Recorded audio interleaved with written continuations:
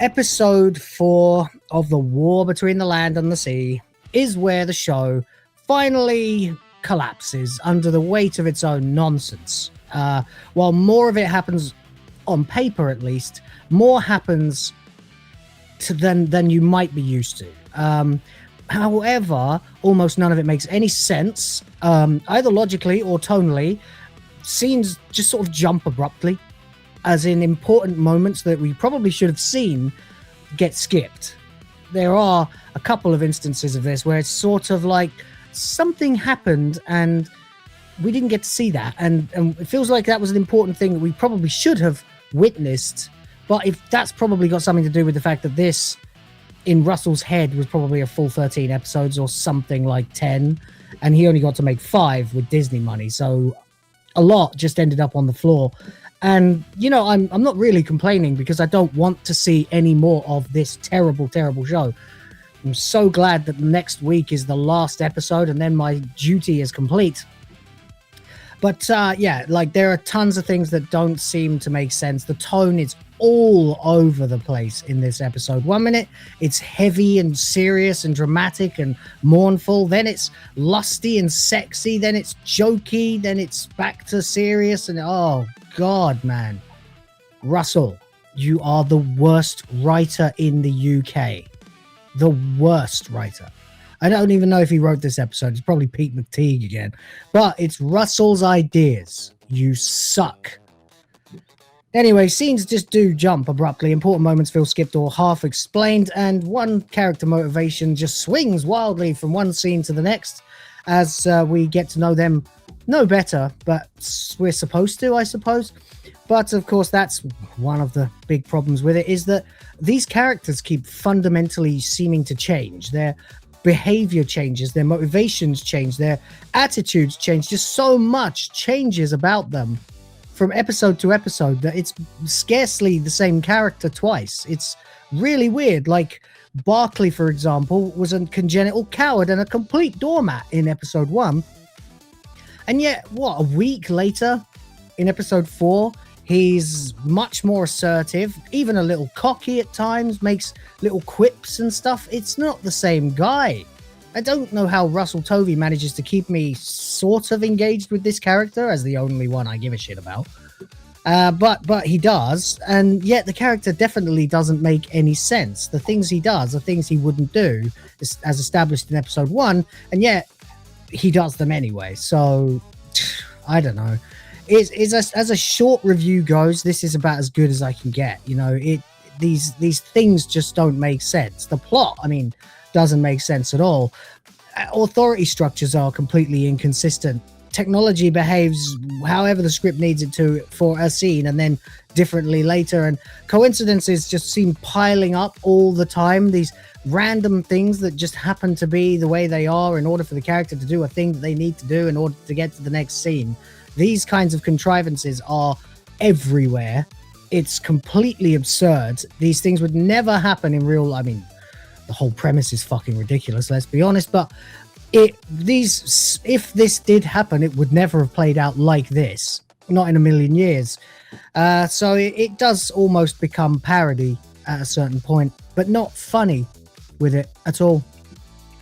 This episode doubles down on its worst instincts. Heavy-handed political messaging, more cartoonish villainy, and dialogue that veers between preachy, juvenile, and unintentionally, absurd. Attempts at emotional depth instead become deeply uncomfortable, undermining both tension and credibility. You are literally going, how's that going to work? When a romantic scene happens, you're like, that can't happen. That doesn't make sense. I've been saying a lot about Wet Side Story for a few weeks now. Can confirm, buddy. Can confirm. It's true. It's a thing. I was right. And yet I don't feel like a winner. I think we're all losers. Well, you guys aren't. You didn't have to watch. But I am for watching. So hopefully this will make it worth my while. Anyway, yeah, the tone is just all over the place. As I said, it goes from grim to silly to brazen to bizarrely intimate without warning, leaving the whole thing feeling completely incoherent. There is ambition here in terms of what they wanted to try to do with the plot, especially in this episode. Unfortunately, it is buried under cringe, confusion, and complete self-indulgence. By the end, the episode feels less like a drama and more like an endurance test. I really did, at one point, actually leave the room, go downstairs, and empty my cat's litter tray. Almost robotically. I went down for a drink, saw it, and thought, oh yeah, I should do that. It's been a few days. I didn't have to do it right now. I just chose to, rather than watching more of this. You are the worst, Russell. The worst. It's not even worth calling him like Rusty Tin Dildo or making jokes about it anymore. You are fucking objectively terrible, Russell T. Davis. Quit now. Run. Do something else. Become a farmer or something. Just go away from television. You do not belong here. And there's one aspect of the episode that if you saw WTF Live with the boys on Tuesday, then you probably already know about. But there is this one aspect of it that happens almost immediately in the episode that completely breaks the entire story. And I'm not going to say what it is yet, because technically this is the non-spoiler section of the review. But it's the equivalent of telling Frodo that it doesn't really matter if the ring gets destroyed, because Sauron's not really that much of a threat in the first place. And yet everybody's still behaving the exact same way that they do in the story of the Lord of the Rings. It's that bad. Universe destroying, threat destroying, stakes eliminating trash. Absolute trash. Excuse me a moment.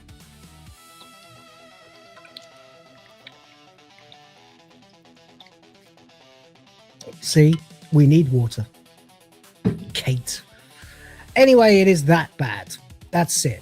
That's my review. It's freaking terrible. I award it 2 out of 10 for existing and being successfully streamed, or in my case, acquired another way. Yeah. Anyway, it's time for us to move on to the full spoiler breakdown section of the review. Now, this can go on for a while, so hold on to your hats. Because while you can't spoil what is already rotten, you can certainly show people some really terrible stuff. And unfortunately, that is what I'm going to be doing for the next better part of an hour, probably. So hope you hold on to your hats, because we are going to get into the good, the bad, and the All right, episode 4 begins with a recap of the previous 3 episodes, although it actually really only recaps episode 3. So we're at the point now where if you didn't see 1 and 2, you might not know what's going on, and you'd be lucky. You'd definitely be lucky if you didn't know what's going on. We get the full recap from episode 3, right up until the ridiculous, malevolent laughter of Dick Dastardly and the Legion of Doom, along with the assembly of the fishmen in their thousands, apparently, or hundreds at least, I don't know. Then we get Kate, of course, getting nearly killed, and instead her boyfriend gets killed, and of course Ted, the South African, because of course you need a racist. Yeah, and it's easy to write a South African white guy as racist, so that's what Russell does, because he doesn't have any imagination, being a racist and destroying everything. Then we cut back to just before, well, no, we get through to stupid credits and the washed out palette. Who wrote it? Yeah, Pete McTeague. Go to hell, Pete McTeague. Okay, then we get a recap of him giving the orb, only to get tackled by our boy Barclay. 1 second, I'm just gonna pop the subtitles on so that I, although there hasn't been any dialogue yet, but I'm gonna make sure that there is a clear indicator so that I can remember the lines, because some of them are so appallingly bad.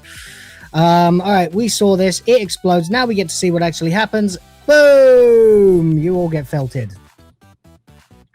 Yeah, literally everybody dies. Everybody dies. All of the characters we've come to know, dead. And I'm glad, frankly, I hated them all. Every single person that was there, dead, apparently. We think. So possibly. Certainly, at least the humans are all dead. That much we do get. It dwells on it quite a bit. Why am I so thirsty? Must be all the water on the screen. Anyway, we get this one random shot of in the midst of it all, Salt. Oh, fucking hell. Salt screams and grabs Barclay and gets him the hell out of there. As they make their way away, and the water comes rushing in, and I feel like Barclay's insides would have already exploded from the sudden pressure. But hey, it is what it is. You know, we as they move along. Do we get to see it here? Yep. Yes, that is a kiss between two characters, or as you might also refer to it, what is it that she refers to it as later? The pressure of two orifices sealed together in order to preserve a hyperbaric shield for the maintenance of your lung capacity. Do you know, I've seen this before. This has been done before. I can't even remember where I've seen it before. Is it a Disney movie? It's some cartoon. I can't think. But I've definitely seen this before. Somewhere better. Regardless, then, fucking hell, what a world. So everyone's gone flying, and somehow Salt has grabbed Barclay. No idea why, because she barely knows him, but apparently has this sort of intimate connection with him. So she's decided to kiss him to keep him alive and fly him out at breakneck speed that would probably kill him anyway. Because I think there's a little bit more to it than just lung capacity, but, you know, whatever. Anyway, Kate here, crawling around. Urgent assistance required. Estimate floor 35. She explains what's happened, and there we go. Shirley's taken control because she heard another gunshot. Kate ducks. She doesn't know if she's alive. Then we get the report that integrity of the sea bubble has been lost, although I was wondering what the hell she was talking about. I didn't realize UNIT had this good a read on what was going on down there, considering that they couldn't communicate with the people the last week. But hey, continuity doesn't matter, does it? Fuck it, whatever. Anyway, they detect that there's been an explosion, apparently. Says everybody's dead. We wish everybody was dead, but not everybody is dead. Shirley's on command. She doesn't know what the hell's going on. A squad shows up to take out the gunman who shot Kate, apparently. And they know what's going on. Kate, of course, is fuming because her boyfriend, who's 21 years younger than her, by the way, just got felted. So he's dead and she's furious. Anyway, whatever. Then we get a news report showing that evidently everybody does indeed know that the explosion happened, except of course for the fact that Salt and Barclay are on their way to the surface. And interestingly, when she's breathing, like as they're moving, you get this sort of noise, which is like air, but that's not what would be happening. That sound effect doesn't make sense when you're underwater. There's no sound to hear air underwater. Fuck it. Anyway, then we get this report that says that the human diplomats have all perished. There was an underwater explosion, a major escalation in the war. There's the sound as they rush to the surface somehow, without him, you know, turning to soup or anything like that. The Homo Aqua ambassador, that would be Salt, says this is a warning to the human race. Your diplomats are dead. They feed our children now. The same fate will befall anyone who enters our waters. These are our borders now. The time for diplomacy is over. But of course, we know that that's not something she said, and we know that she is actually much more on side with trying to bring about peace than she appeared in episode 2, when she was being a straight up bitch the entire way through. But whatever, she even turned into a dude at one point. Whatever, she says the water of the world is ours, it will never be yours again. And immediately, because it's so evil, you know, guys, everything just has to be so evil. like it's like it's written for kids, you know. It's like Dick Dastardly, it's like Wacky Races, like flying machines. It's like vaudeville, you know. But anyway, for whatever reason, Unit immediately say, well, that doesn't make sense, must be a deep fake. And I just thought to myself, does anyone even still use the term deep fake anymore? When was this written? Like 3 years ago? No one says deep fake anymore. We all just say AI, you know. But whatever. I suppose a deep fake is a little bit more than just AI. You have to replicate the voice and everything, but I don't fucking know. However, Barclay, you know, immediately has made it. A helicopter picks him up, and then he's just on this ship, and immediately any tension that was created by no one having a clue what's going on is de-escalated by Barclay immediately telling Shirley everything that actually went on downstairs. So that's what's happening now. They were crushed. Everyone's dead, Dave. Everybody is dead. Yes, Gordon Bennett, everybody is dead, Dave. And she says, well, if it's any consolation, you know, it was probably instantaneous. And he goes, oh no, they knew. I know they knew. How do you know what they fucking knew, mate? You survived. Whatever, it doesn't matter anyway. She says, how did you survive? Oh, wait, no, that's Kate. Kate arrives because, you know, she doesn't switch off. Even in the situation she's just been in, she immediately goes back to work and says, how the hell did you survive? And he says, I'm not sure I did. Oh, that is the perfect screenshot. Oh, no, don't do that. Hold on. Hey, there we go. I've got to get that. I've got to get that. Oh, yes. Oh, yes, sir. That's mine. That's mine. I'll be keeping that. Thank you. Barclay. All right, cool. Anyway, on to the show. So, yeah, I'm not sure I did survive. I think maybe you did, mate. I think you did. Ridiculous line. It's totally stupid. She says you were lucky and alludes to losing a lot of people. Of course, we know she lost her bloke.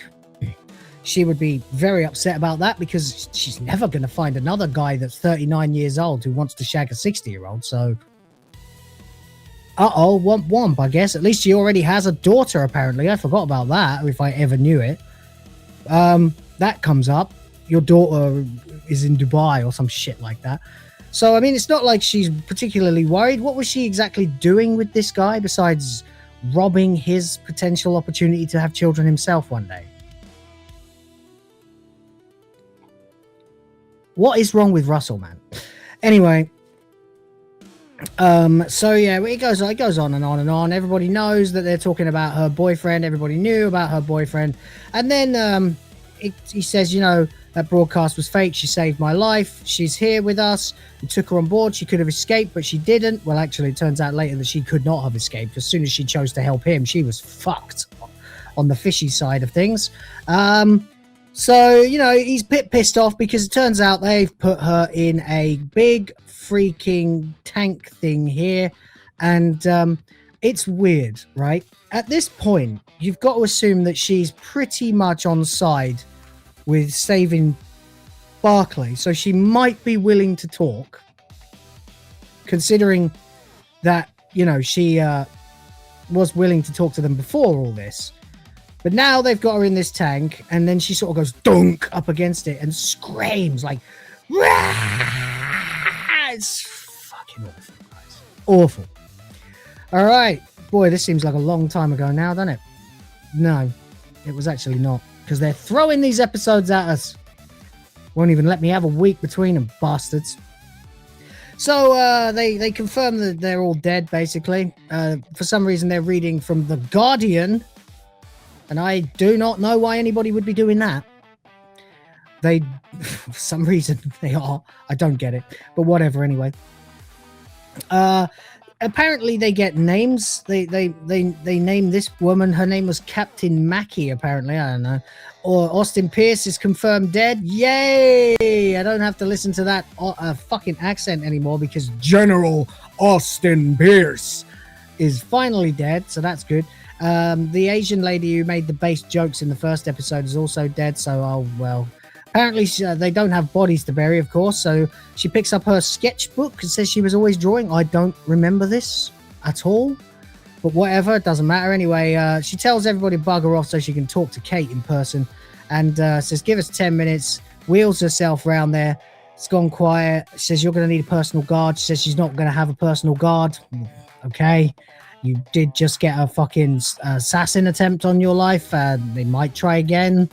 But apparently you're not going to do anything about that. Okay, whatever. They find that the guy who killed, what was his name? You know, boy toy, Ibrahim, was some Greek mercenary, ex-military, born in Athens in 1985. A very good year, if you ask me. Been invisible. So it doesn't matter, you know. It doesn't matter because they're just making small talk so that when Kate cries, it's a little bit shocking. Not that it is shocking. She should be crying, you know. She really, really, really should be crying, but she's trying to stifle it because, you know, women have to be like men in TV now. Oh my God, I'm gonna die of thirst. Anyway, how we doing? Yeah, not too bad, I suppose. Doesn't matter anyway. Then she says, the question is, who hired him? And I thought to myself, well, isn't it obvious? No, apparently, because Russell T Davies is not content to make it so obvious who the bad guys are and then actually just let them be the bad guys. You see, they have to be just as confused as everybody else, including the audience, as yet another clandestine group will appear in this show. Or not appear, but you know what? Let's just get there. Fuck it. Meanwhile, at the Legion of Doom, the Prime Minister is talking to French bitch and American dick about, oh, that's it, yeah, the Institute of Las Clementi. Las Clementi. The Clement, okay. I don't really know who they're supposed to be, but apparently they're the ones who hired the assassin. And you would be thinking, if you had paid attention to the continuity of this wretched show, that they might be talking about their own group, you know, this severance thing, right? No, as it turns out, the bomb and all of the other stuff and the assassination attempts had nothing at all to do with severance, and it was a red herring that they discovered it at the same moment. Anyway, it will become clear anyway, so there will be no like conspiracy or like, you know, tension while unit looks the wrong way or anything like that, because we don't have enough episodes for it, so it'll all get resolved in this one. Anyway, the same people who sent Ted Campbell on his mission, you know, tried to kill Kate. And then we get this line. Are you having a fucking laugh, Russell T Davies? She says that the Las Clementi are responsible for the Great Replacement Theory. Now, if you don't know what that means, it's the theory, and when I say theory, I mean 100% provable, demonstrable, measurable act, not theory, of piping millions of immigrants into a country in order to dilute the population and remove their national pride over a few generations. It's something that's been going on in the UK for about 30, 40 years now. And people have only just started cottoning onto it as it escalated in numbers and started referring to it as the Great Replacement. This is something that is no theory. It is obvious. You can see it walking down the street. It's not a theory. It is a thing that is being done, and it is definitely happening in the UK. But Russell, you know, keen to try and stop any more million-man marches in the middle of London, has decided that he needs to use his TV show to further fuck up the British population by using it as propaganda to ridicule any kind of Great Replacement theory. That, again, is no theory. It is actually happening. It's really, really, really, really obvious to anybody who lives in the UK. And plenty of people who live in the UK talk to me every day and tell me, yeah, there's not that many whites around anywhere anymore, except in the country. So, bullshit. Long live ICE. UK needs a Trump. So anyway, that's what she says. It's a great replacement series. And by the way, awesome screenshot again, opportunity there. But I can't resist. I've got to take it. I've got to take it right now. There it is. I got to get it. I got to get it. Boom. Got it. All right. There we go. French bitch. All right. There we go. Now back to the show. This is Russell at his worst, right? He is so on the nose with his writing. He writes like a teenager, but then he decides he's going to propagandize the writing, of course, and pump out all the slop, but also with an incredibly left-wing globalist tone. So by hearing this, they're hoping that people will go, well, oh, great replacement theory. Well, yeah, I've heard about that. It sounds stupid, doesn't it? When what's actually going to happen is people are going to react like I have. They're going to say, fuck you, Russell T. Davis. Fuck you, you useless, rusty tin dildo. You shouldn't be writing anything, you propagandist, socialist, communist piece of shit. But there you go.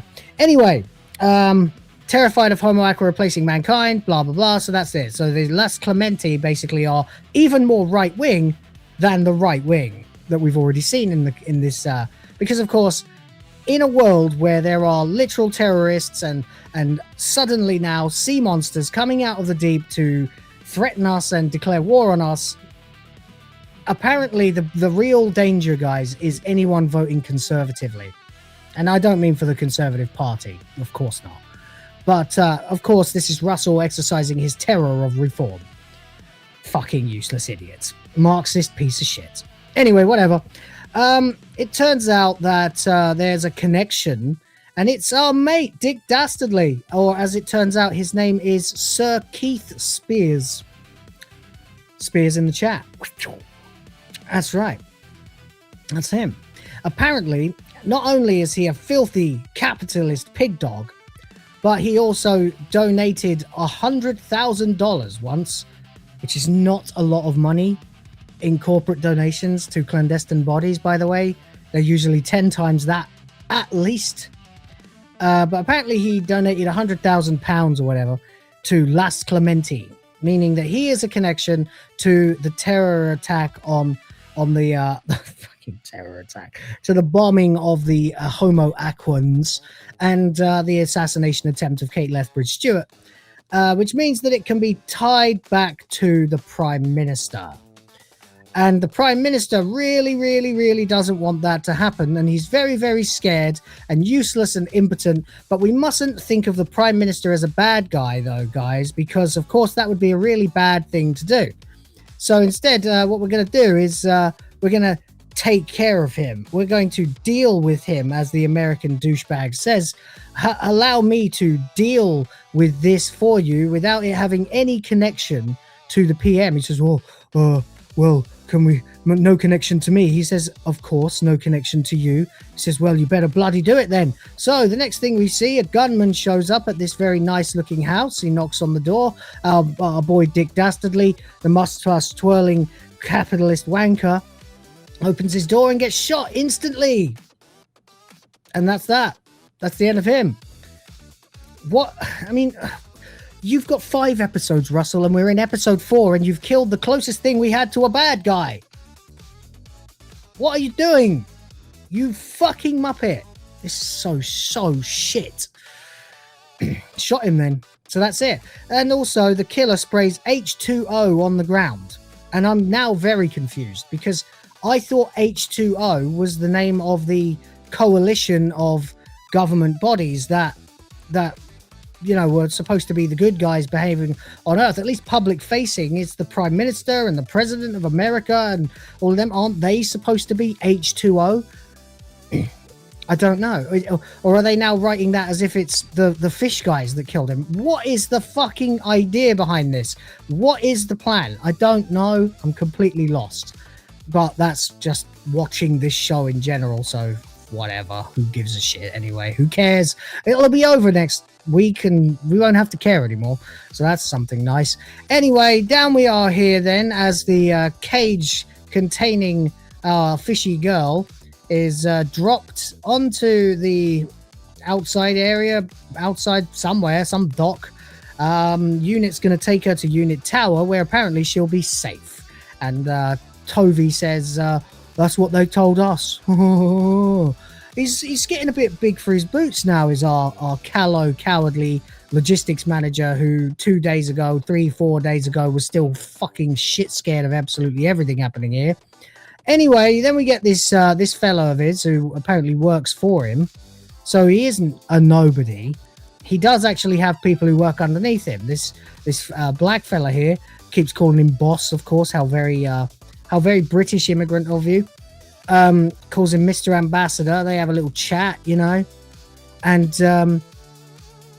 then basically the black fella keeps saying that when Salt gets to unit, she'll be sushi, mate.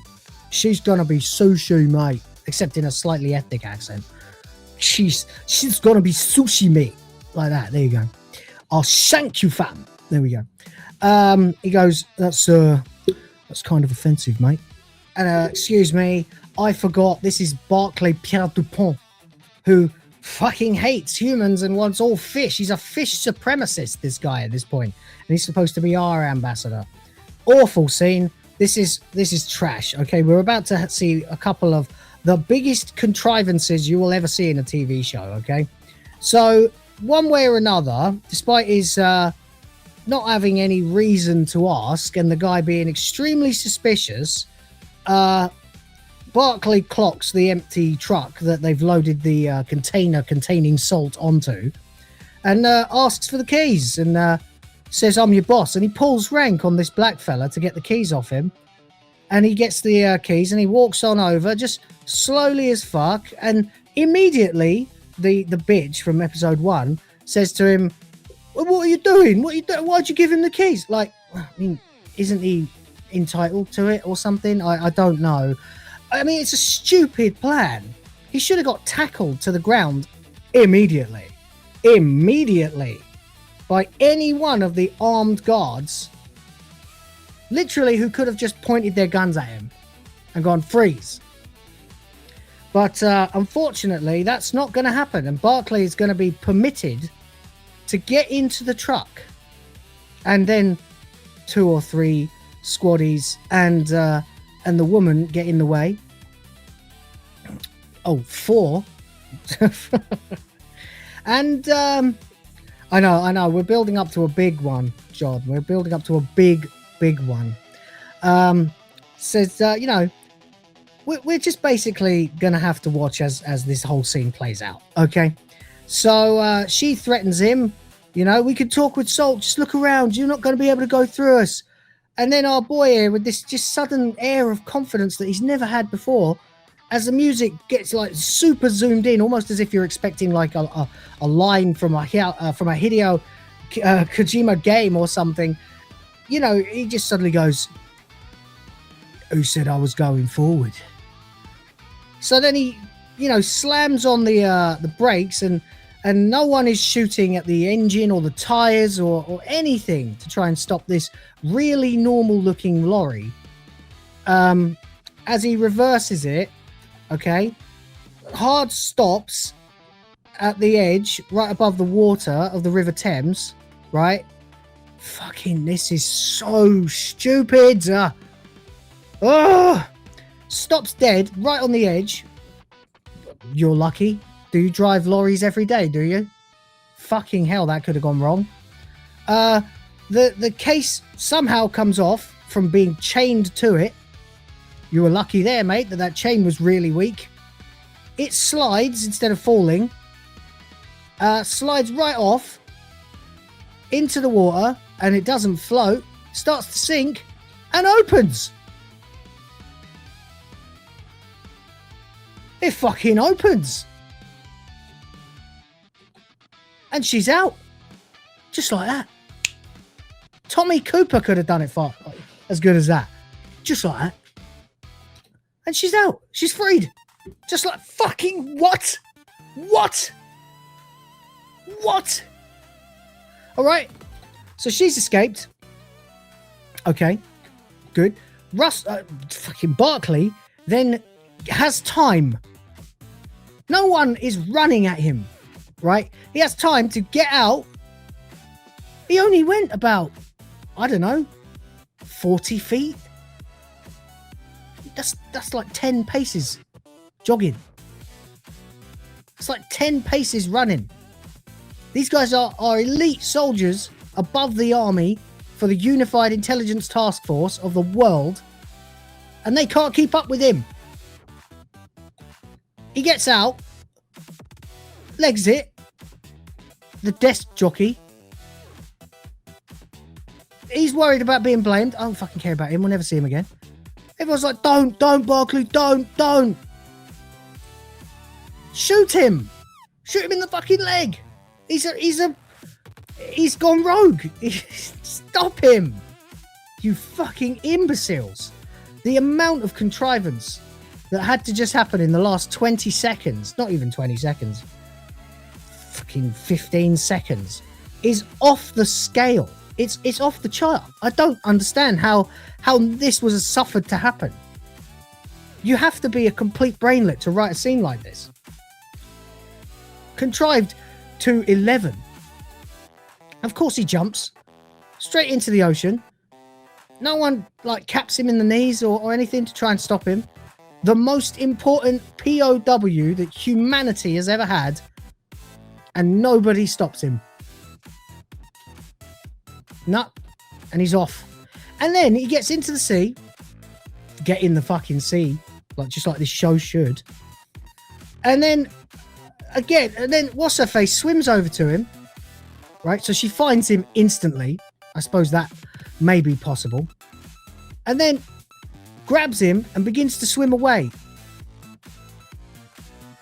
Now I'm showing you that in motion, and I don't care what the bead does, right? Because this superhuman fish woman, born in the water, can move from 7, 8, what is it you said, kilometers? Why are they doing kilometers? You're in England, mate. 8 kilometers down. Okay. Fucking hell. Like 5 miles down, she manages to go 5 miles up from the ocean floor to the surface in a matter of about a minute. Right? She swims like the fastest runners run. Well, no, yeah, she's faster than 5 miles in a minute. Yeah, no, it's way faster than that. You can't do that. No one can run that fast. She swims 5 miles in a minute to get him out of the sea, right? After the explosion. And now she grabs him, and no one thought perhaps we should have her sort of go boom. No, we get this, where she swims like a fish, but at an incredibly slow speed. Like, the speed of a human carrying someone else trying to swim away. And not a trained swimmer either. She can swim at the speed of a fucking bullet when she needs to. But in this scenario, she swims at the speed of a 40-something-year-old actress.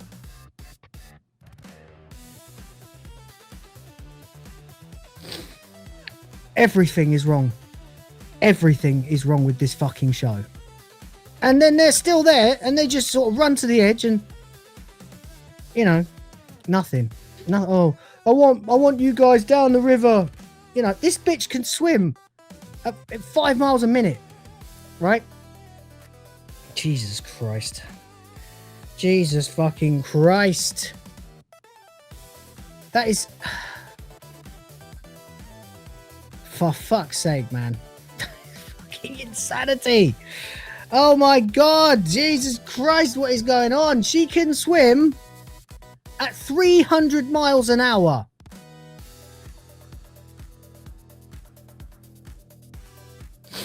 And they think they're going to catch her. This is absolute fucking bullshit. All right, anyway, she says, I've got a plan. Oh, we've got a problem. And then Kate's very angry with Russell's stupid name. She says it. Then they find out that they're on the run, which is nice for the family who find out he's alive. Christ. Then even the Chinese are going, Barclay. Barque Pierre Dupont. Barque Pierre Dupont. And then old woman who's still on the news even after fucking hell. Hello, Rhoda. Even after everything happened, she's still working in TV in Russell T Davis's universe. Can't think of her name anymore. She's going, is Barclay DuPont a collaborator? It certainly looks that way. A collaborator with who? The fish? Well, I mean, the problem is, you see, you guys are all for diplomacy with the fish, aren't you? Isn't that the narrative? So why are you calling him a collaborator? Whatever, anyway, he and she are on the run now. We get more sad scenes. Oh, that's it. She says, the wheelchair bitch says to Kate, you know, you need to sleep, you need to go home. She's still not having it. She says, if you don't go home, I'm going to call your daughter. She says, my daughter's in Dubai. So that's how we find out about that. She says she thought nobody knew. And Bingham says, well, for what it's worth, we were all very happy for you. Not a raised eyebrow at unit at a 39-year-old man dating a 60-year-old woman. Nah. Age is just a number, mate.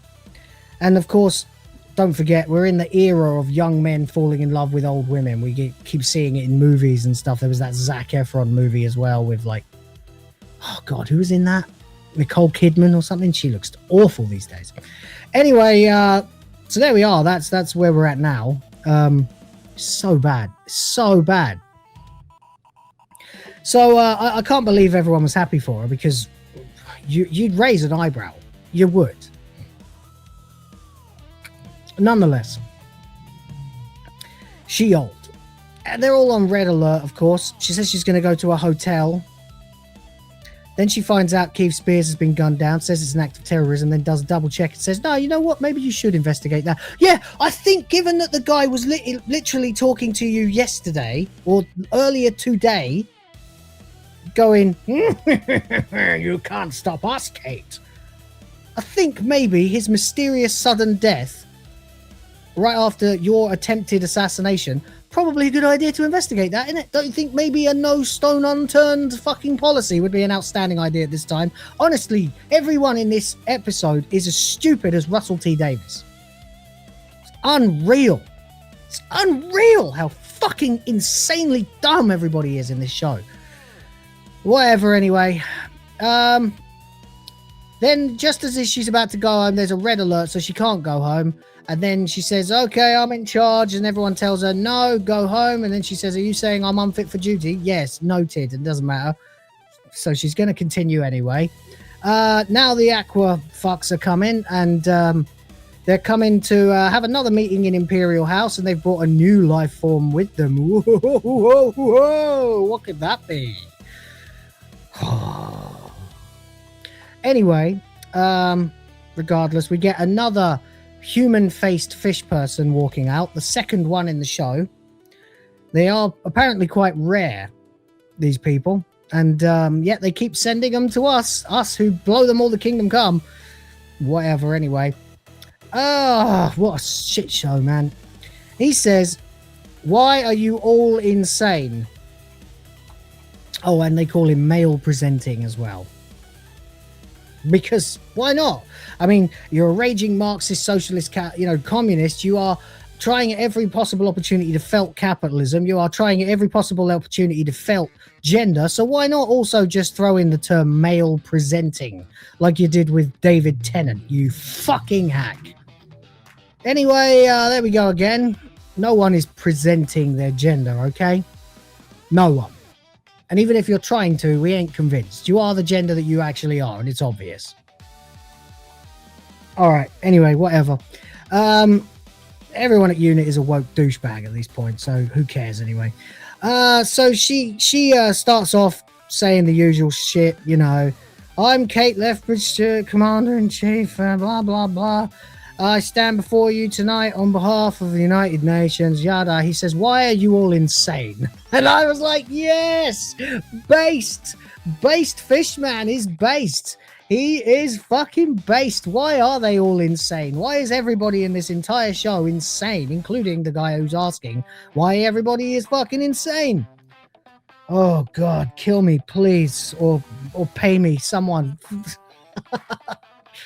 Anyway, his name, apparently, as it turns out, he refers to his fucking self as like a ripple in the waves or some shit. I don't give a fuck, man.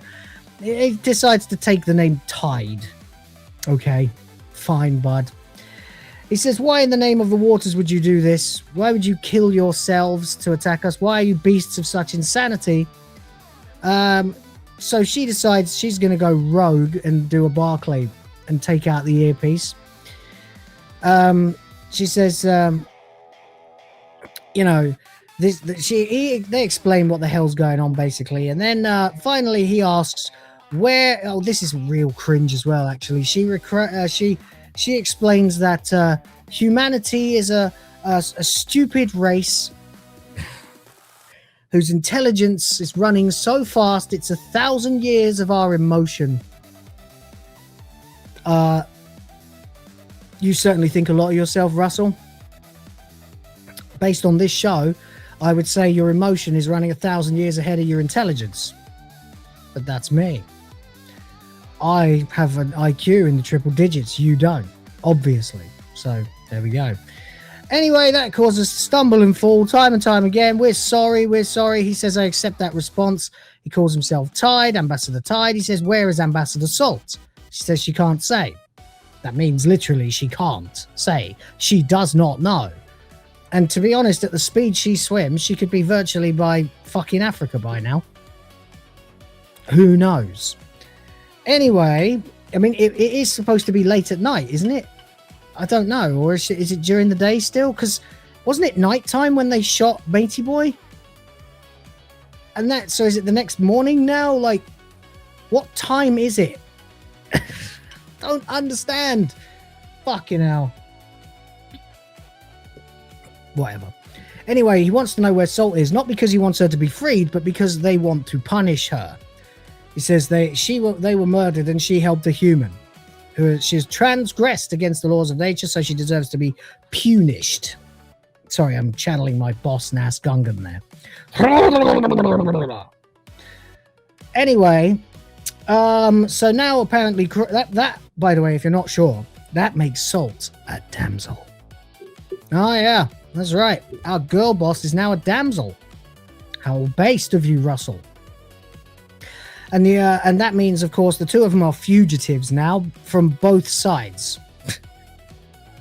So we really are doing West Side Story or Romeo and Juliet. Like, they are both enemies of both sides now. They are both considered traitors. You absolute fucking hack. Seriously. Russell T. Davis is like the Andrew Lloyd Webber of the written word. A whole bunch of noise that says nothing, and most of it's stolen from better other things. Anyway, there we go. They say they're going to escalate. Oh, and then they threaten them with their third ambassador. Anyway, whatever.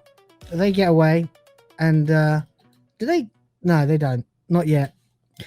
Anyway, it doesn't matter. He can't believe they've lost her, so he threatens them with the third ambassador that they can bring, which apparently is Rust. That's right, guys. These people from the bottom of the sea who are amazed, completely amazed by the existence of metal, right? They know how to make things rust. They can rust anything. He rusts his staff, which I suppose therefore is made of metal? I don't know. Apparently water is not confined to the seas. There is water in the air. They can rust the whole world if they want to.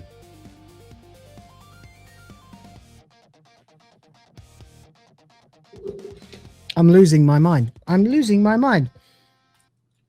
I am. I'm losing my mind. I say, Philip, what's that, turds? I have to fart. More entertaining than this. Unreal. Fucking hell. So, whatever, anyway. She said, he says that's it. Well, you'll change your plan, so you'll change the world within 5 years. She says that's impossible. He says make it possible. One more thing, change the name of Earth. It's too dry. I'm sorry, but isn't Earth, like, is Earth really the designated official name of this planet? Isn't it Sol 3? The third planet of the Sol system? Isn't that its scientific name? Do we have to change that too? Doesn't matter anyway. We're going to get more things to ridicule in a second right here, where they say, oh, we got owned. And then we got rusted. I'm sorry. Is this the time? Isn't this supposed to be a global threat? Isn't this supposed to be a threat of effectively the destruction of the entire human world? Like everything on Earth breaks at the same time. Effectively sending us back to the Stone Age. Isn't that what this is? Is it time to say, we got rusted? I mean, it's like, okay, I get it if I was saying it, and it sounds like something I would say. But you guys are there. You're in the world that this is happening in. You are in that world, and you are saying this.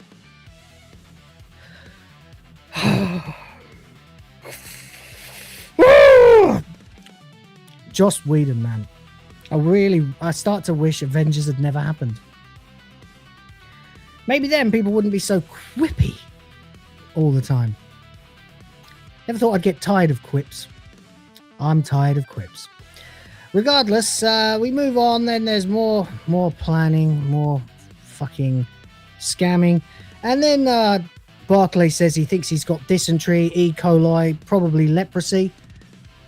But then she smashes a window, giggling like a kid. She's become really catty, bratty, chatty now. Is this what her personality was originally like then? Is that what she is supposed to be? Because if you think that the scene with the truck wasn't enough, get fucking ready for the entire thing to come crumbling down.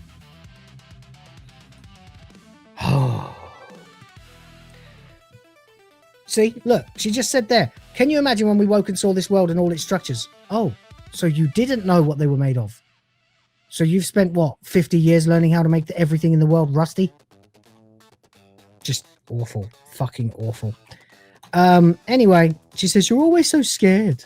You won't die. He thinks he's got all these fucking life-threatening illnesses. She says, I cleaned you. It might as well be a different actress at this point. She's so nice and chipper and almost like a young girl, like a teenage girl in the way she behaves in this scene. It's very strange considering she's the same one who was like, my children choked on your fucking shit, you filthy apes. Now she's like, glass is so fascinating. Oh, don't worry, you won't die. I cleaned you. Fucking hell, buddy. Fucking hell. Talk about hooked on a feeling, yeah. All right.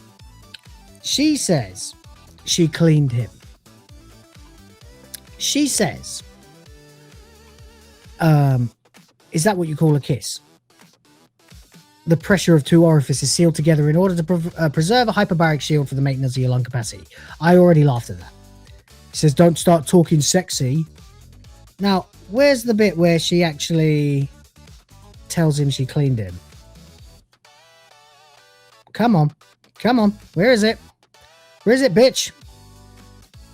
Explain. She cleaned him of protozoa. She took his breath and her gills filtered the dirt. Okay? So, she and her lot can apparently survive pollution, bacteria, and diseases, which are apparently caused by our pollution of the oceans, which is their chief gripe with humanity, right? In this universe, at the very least, they're being killed, apparently, by our pollution of the oceans. Are you getting to where I'm going with this now? She can filter that pollution to save his life, meaning it has no effect on her at all.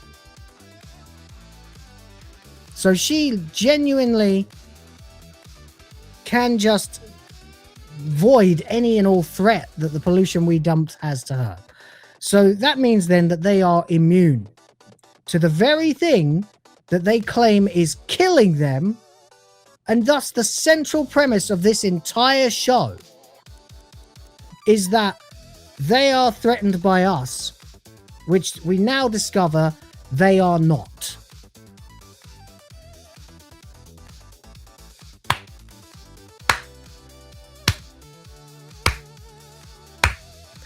Russell T. Davies is the worst person in TV today. The worst. You give her the ability to filter the pollution to save him. In a show you based entirely on the premise that our pollution is killing them. Why is any of this happening, Russell? The whole thing just collapsed. The whole plot. Literally, the entire fucking thing, the whole central premise of this show just went to death. What's the threat? What's the stakes? Nothing. Nothing anymore. Were you mistaken? You fucking idiot. So anyway, there you go. That's when she tells him she kissed him and blah, blah, blah. And he says, don't start talking sexy. So, excuse me, wait a minute. Aren't you meant to be terrified of her? I mean, okay, you felt a bit of a closeness and she got off with you to save your life. But now you're just flirting with her. Now you are just flirting with her. She doesn't even know what that means. She says he has a good neck. It is a good neck. Oh yeah, I bet she gives good neck. Fucking weird line. Strong. Yep. You should possess gill-form lamellae. After all, you already have very good fins, and she makes a joke about his ears. And then skips off merrily. La la la la la. He goes, is that a joke? That was, well, we're just now on the run, people from both our worlds chasing us, and she develops a sense of humour. Well, at least somebody bloody said it, Barclay, because I'm confused. This woman was threatening our entire species 2 episodes ago. She welcomed you and you were terrified to meet her again. Then you suddenly fell in, I can only assume, lust with her. Because it can't be love. That's not how it works, buddy. And now she's flirting with you and you're flirting with her and she's making jokes. What is this show? Who are these people? These are not the same characters from episode 1. This is ludicrous. Now, she starts going really, really loudly. Really loudly. And he's like, shut up, calm down. She says, I am liberated. And she starts doing this reeing, trilling, screeching across this warehouse. Where's the tone? Where is the tone of this show? What is happening? You have to build up to moments like this. You have to earn them, Russell. You haven't earned a damn thing. This is fucking mental. Now it's like it's as daft as a Disney movie or something. It is completely all over the place. So they both start screaming because she wins. Fucking hell. Why doesn't Unit come kicking the fucking door down? It doesn't look like they're very far away. They're still around the Thames. They could have been in fucking, I don't know. They could have been in Monte Carlo by now. And she's, and they're still at the River fucking Thames. They've got nowhere. She can swim hundreds of miles an hour and apparently protect you from the pressure of such a journey. You could be anywhere in hours. You could be in France by now. You could then easily just dip back into the ocean, swim down a river, make your way to fucking Italy, and bugger off across the Mediterranean. You could be in Egypt by dinner time. Well, maybe not dinner time, but for fuck's sake. Insanity. So, now we come to this. Yeah, they don't have a home. They just randomly spawn in the thousands. Oh, well, then it shouldn't be too much of an issue that they blew up a couple of thousand of you. Just make some more. It makes it sound so inhuman. Anyway, she says we have happiness, we have anger, we have love, we have blah, blah, blah. And also, the other question, of course, that no one's been asking throughout this entire series, and not where's the doctor, but in the absence of a doctor or a TARDIS, how the fuck can they speak to each other?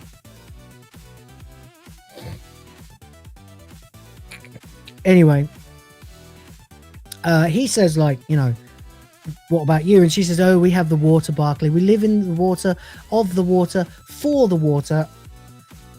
Of course, because they have to be so perfect and poetic and beautifully written like that. We don't love the air that much. You know? We don't love the earth that much. We don't love anything that much. We don't even love ourselves that much. How does she know so much about us? She says we must look like apes. He says we must look like apes to you. Stomping around, well, like apes. Oh, fucking great writing. She says you've mapped entire galaxies in the sky. How'd you know that? She says all these other things, you know, that we've done these amazing things. We're so great, the human race. You hated us 2 episodes ago. Hated us. She then basically, we never did that. All right, so now you're a race traitor as well, are you? A species traitor as well. What is the tone of this show? She says we love the water. Maybe it weighed us down. He asked what they're going to do to her. She says, I would swim alone forever in the vastness. And he goes, like a shark. What? What? Are you an idiot now, Barclay? Why'd you say anything?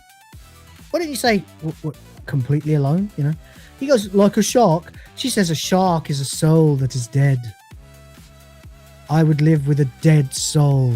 So in other words, she'd be banished. She's already fucking banished.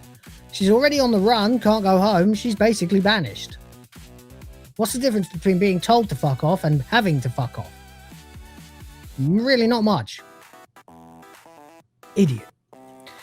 Anyway, then she gets closer to him and she says, you people are so complicated. You apply fabric to your bodies, leather to your shoes, and yet you burn with animal heat. And you're like, uh-oh. Uh-oh. Suddenly it's all getting a little bit bow chicka wow wow in here. You're getting that vibe. If you're watching, you are getting that vibe big time. She says, there's a loneliness in you. Oh, so that's what they've got in common, is it? She says, we watched you for so long. We could feel you burning on the land. Now they're so close and she's being so seductive despite the fact that they're fish. Isn't she supposed to lay her eggs and then bugger off so he can fertilize them? Fuck it now. She says, I think we would always have found you. Okay, first things first. If you needed to find us, how were you watching us? How did you watch us? and know all about us if you never found us. It's just anything, isn't it? You'll just write anything, Russell. Any old shit. Anyway, she says, because your heat is irresistible. Oh my God. It's going to happen, isn't it? Wet side story. Wet side story. She says, is that fear? Your heart is racing. It gets worse. It gets even more cringe. What's the cringiest thing you could possibly do in this situation, right? What's the cringiest thing you could possibly do? Think about it. Think about it and tell me. It's not fear exactly. Your heart is clamoring now. Okay. He said, oh, well, I'm just excited because, you see, when you pressed your lips against me and you created that hyperbaric shield, everything just felt so... Oh! We have arrived. Ladies and gentlemen, wet side story.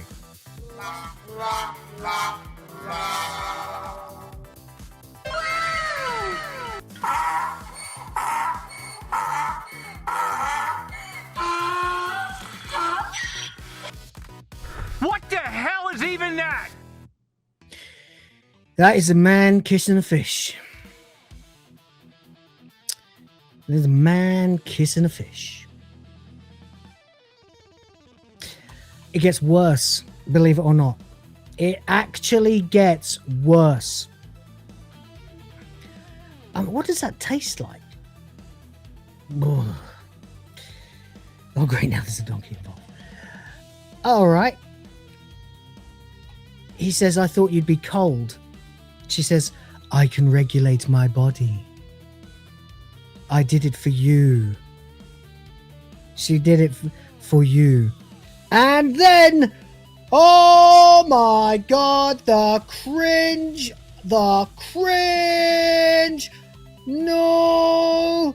No, no, no, no, no, no. He says, yeah, I'm sort of regulating my body for you too. And you know what that means, ladies and gentlemen? You know what that means? Boing! Our boy Barclay's got a boner. And if they just left it at that,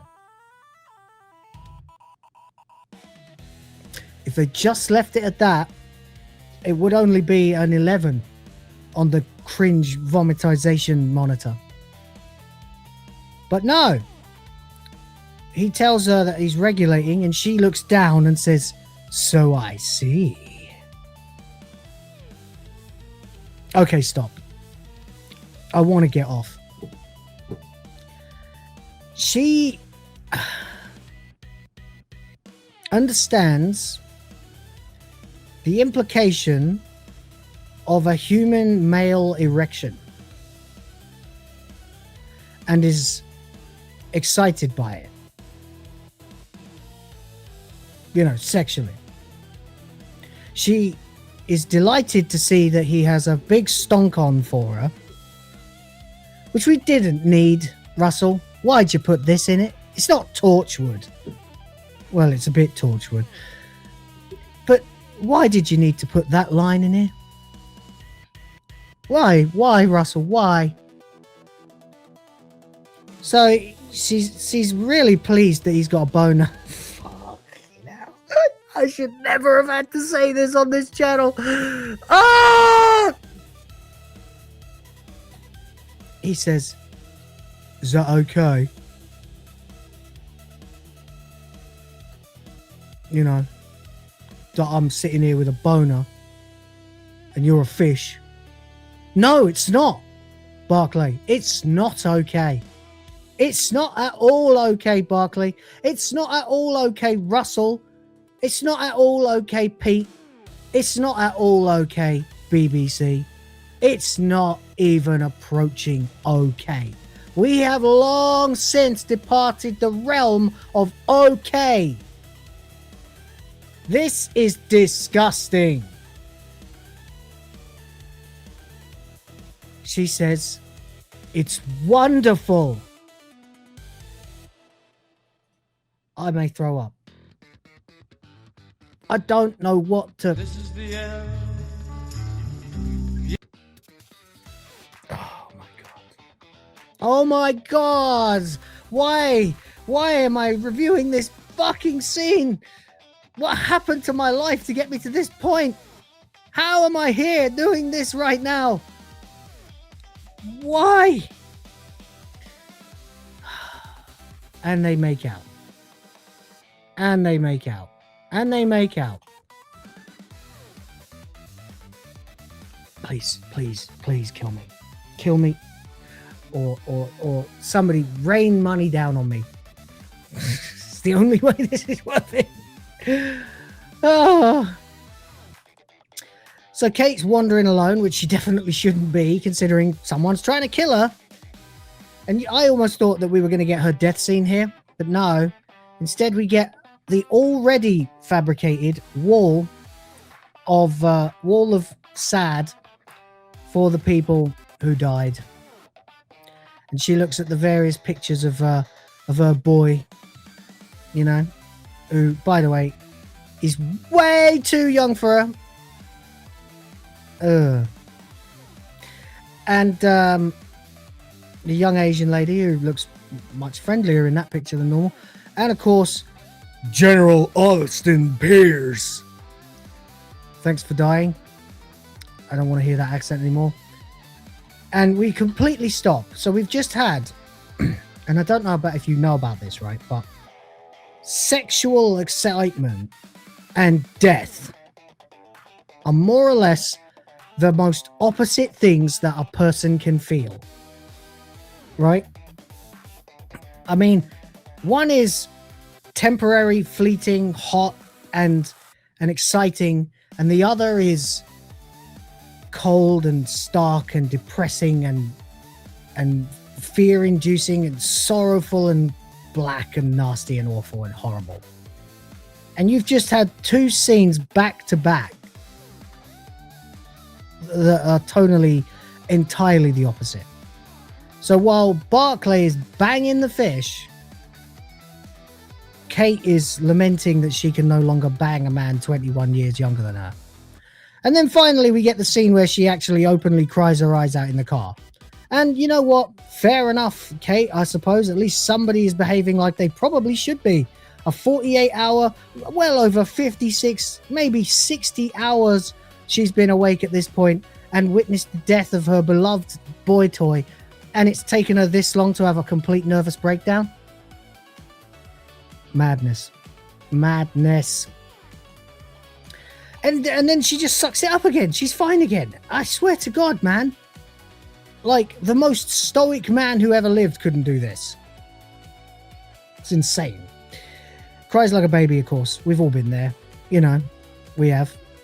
And, oh, shit. I forgot about this. Salt tells Barclay in their afterglow that she chose her name correctly because he tastes of salt. Now, if I were to be as charitable as I can possibly be here, I would say,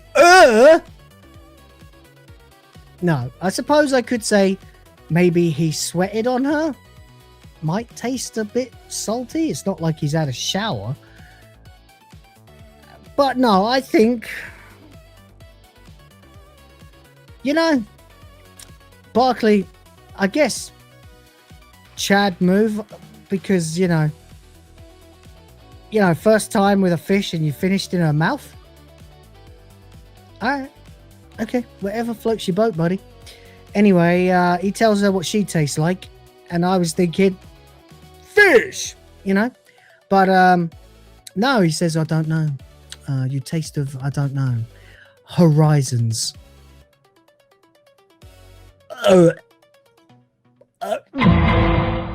What? Jesus. That's got to be the worst line yet. That's worse than, is my erection okay, fish woman? It's wonderful. I swear to God, this is what's in this show. I didn't put these subtitles here. What does she taste like? Sardines? I fucking don't know. So anyway, they decide, fucking hell, there's still so much more to go. She says, aren't you with the army? Is there no one you can trust? He says, no, we're above the army. If you break the rules, they'll just vanish you. So apparently UNIT is in the habit of vanishing people. They say that Kate is a good person, so maybe they should just run away and try and communicate with her. And then Barclay suddenly has a plan. The plan is to get a car and go to North Wales. You know, he says he's got a mate who's a bit of a nutter. It's a bit like John, basically, problematic white guy. Says he's done like 5 years in the regular army, you know, and then he's a bit of a conspiracy theorist. He lives in a bunker somewhere, you know, we can hide with him. How do you know him? All right, whatever, doesn't matter. Says then we can get a message to Kate and we could try and talk to her. We could try. He says, you know, oh, is North Wales nice? He says, oh yeah, it's beautiful. It's full of lakes and waterfalls. She goes, I could live in lakes and waterfalls. Seriously, that's the way she says it. That's the way she says it. I don't know why, but she says it like a child. She says it like, you know, like listening to fucking Ariana Grande in an interview. I could live in lakes and waterfalls. What the fuck is this woman? She's schizophrenic. I could be the witch of the waterfall. Oh, shit. What are you talking about? What is this show? He says, yeah, you could be the witch of the waterfall. She says, live with me in the waterfall. And then kisses him again. But how would we get there? It doesn't matter anyway. They decide that the best thing they could possibly do is rob this young man, threaten that she'll eat him if he doesn't hand over his phone. And Barclay is like, right there, Sonny, listen, I've got you.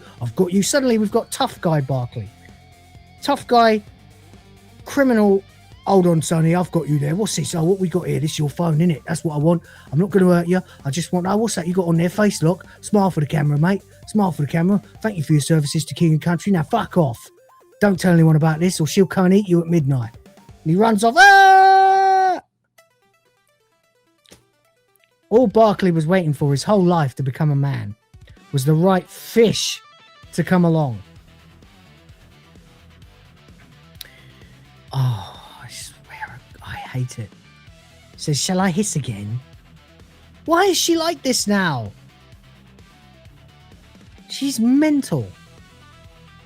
So anyway, he says, I was a bit of a pretty cool dad, actually. I gave my trans kid a second line to be a cool dad. So he calls his daughter on the second line, who of course is the they them.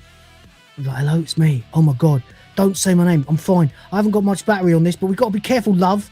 Calls her love, even though he refuses to give her a female pronouns, but whatever. Anyway, it's fucking, I don't know why I still kind of don't mind Barclay, but he is starting to drive me up. He's getting on my tits big time. Whatever, anyway, doesn't matter. He says, I need to speak to mum. Tell her to call me from the bathroom, okay? I suppose he thinks the hotel's bugged or whatever. So she gets out of the bed, calls him back, says he needs to borrow the car. You'll get it back. I don't know when you'll get it back. And she's like, are you with Salt? He says, yeah. And then, as we see, everything he's planning with her on this rendezvous on the bridge is being heard by a bunch of fucking unit soldiers. So she's blatantly, rookie mistake. Would you think they wouldn't have fucking been setting up in your wife's hotel room, Barclay? Don't you work for them? My God, man. Imbecile. So he now believes they've made it. So they're going to do a runner and they're going to try and get to the whichever bridge it is. Festival Bridge. So, of course, they've got Captain Kamalo, who's going there, whoever he is. And then, Barclay and Salt. They're going to go get him. And it just, when they said it, it made me think, crime busters of the sea. But no.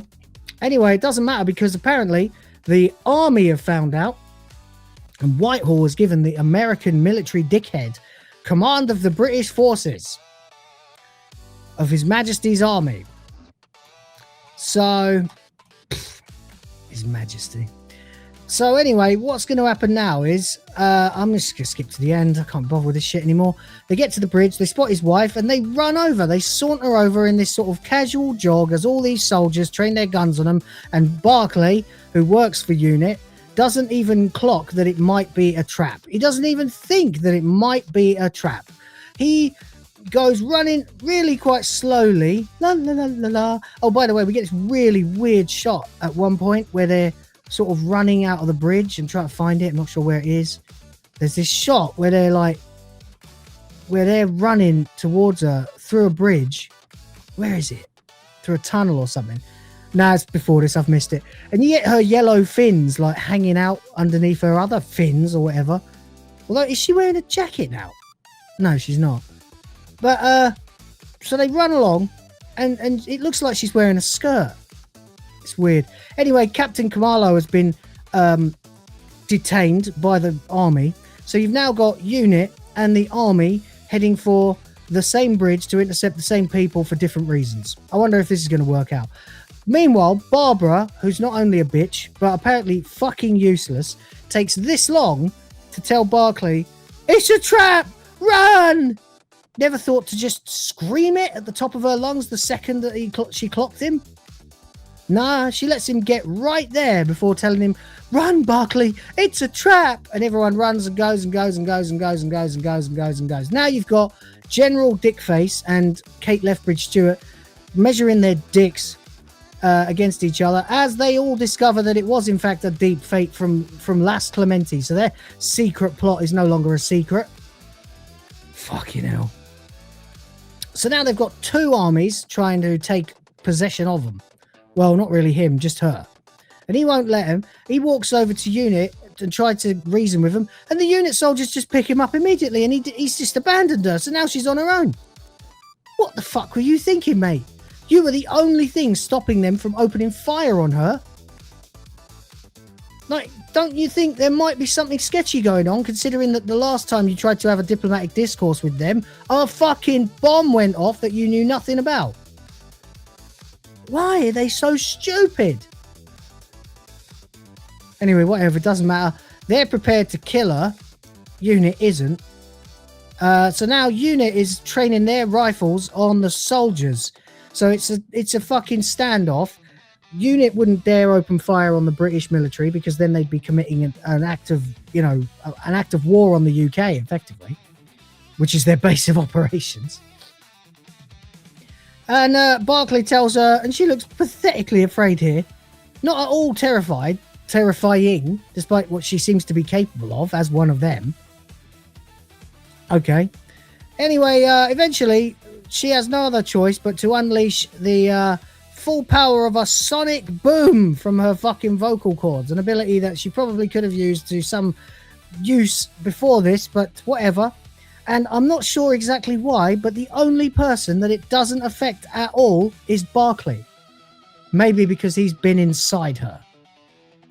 That's the only possible reason I can think of that her sonic shriek would not get Barclay. Unless she has that level of power over her vocal cords that she can... no wonder she gives good neck. That she can target everyone except one person with a sonic shriek. But she's... It's fucking insanity. It's absolute insanity. This is writing for fucking children.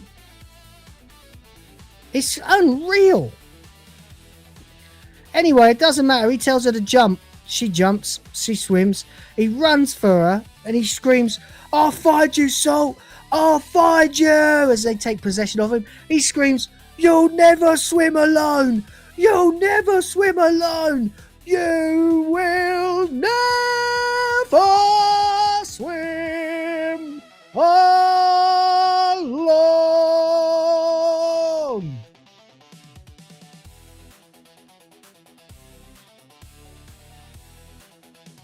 I hate this fucking show. Credits. That is the worst thing I think I've ever seen. Just revisiting it, you know what? Fuck it. This was inflicted on me. 1 out of 10. No! 0 out of fucking 10. Goodbye. Get in the sea. Worst thing I've ever seen. Unreal. That's it. Review over.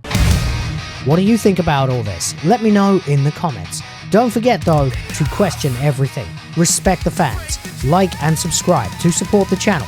Come watch the live streams. Follow me on X, join the GRIFT Force and the Discord. Links are below and check out some of these other videos.